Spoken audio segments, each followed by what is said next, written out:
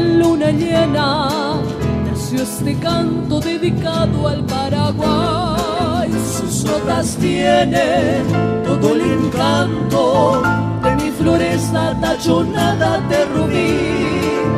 Por eso quiero dedicar a mis hermanos al gran pueblo paraguayo donde aroma el aguaí, a su indomable corazón y a su bravura, y también a la hermosura de la reina guaraní.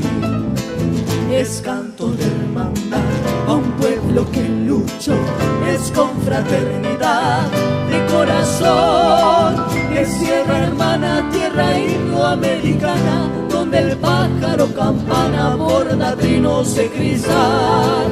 Es tierra hermana, tierra indoamericana, donde el pájaro campana borda trinos de cristal.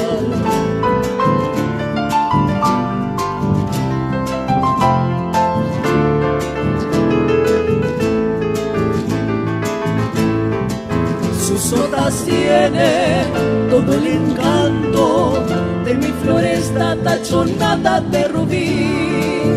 Por eso quiero dedicar a mis hermanos al gran pueblo paraguayo donde aroma el aguaí, a su indomable corazón y a su bravura, y también a la hermosura de la reina guaraní.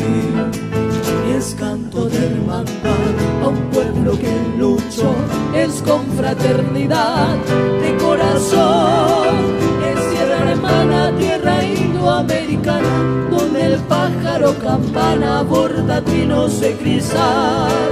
Es tierra hermana, tierra indoamericana, donde el pájaro campana